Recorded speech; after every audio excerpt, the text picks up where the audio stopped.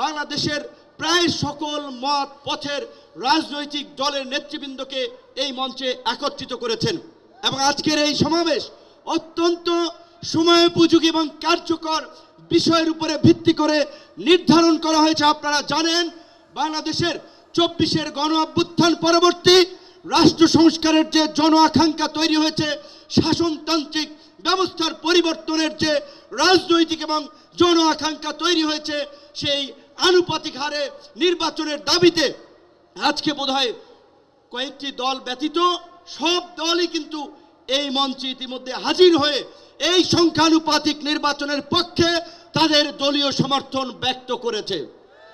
আমরা পরিষ্কারভাবেই সংস্কার কমিশনকে বলতে চাই, সমাবেশ শুধু একটা দলের দেখেছেন, সবেমাত্র শুরু হয়েছে। ইসলামী আন্দোলন আজকে করেছে, 19 তারিখ জামাত করবে, তারপরে গণ অধিকার পরিষদ করবে। রাষ্ট্র সংস্কার এবং জন আকাঙ্ক্ষার বাস্তবায়নে সমস্ত রাজনৈতিক দলগুলো জনসমাবেশের মাধ্যমে এই সরকারকে তাদের সমর্থন দেখিয়ে দেবে।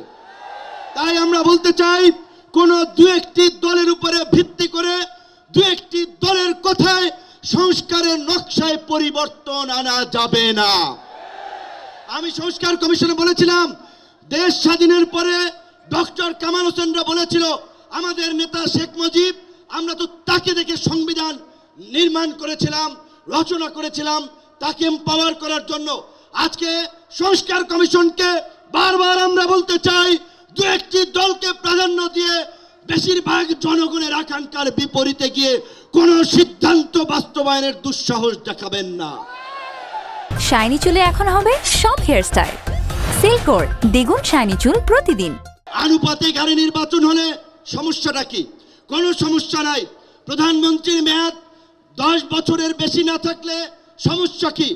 আমরা অত্যন্ত যৌক্তিকভাবে এই কথাগুলো দফায় দফায় আলোচনায় তুলে ধরছি, কিন্তু এটা পরিষ্কার সংবিধান এই সংস্কার জাতীয় ঐক্যমত্য কমিশন কেন জানি দু একটি দলের প্রতি পক্ষপাতমূলক আচরণ করছে।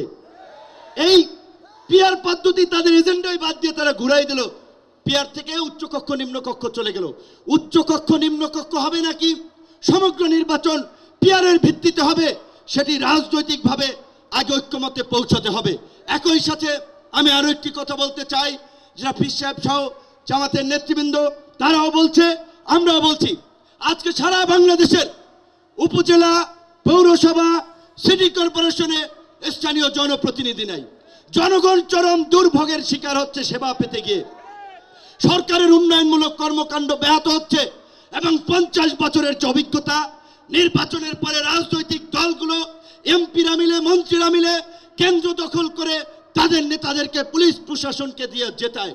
কাজী এই সরকারের আমলে যেমনিভাবে জাতীয় নির্বাচন হবে, একই সাথে অনতি বিলম্বে আমরা স্থানীয় নির্বাচন আয়োজনেরও দাবি জানাচ্ছি।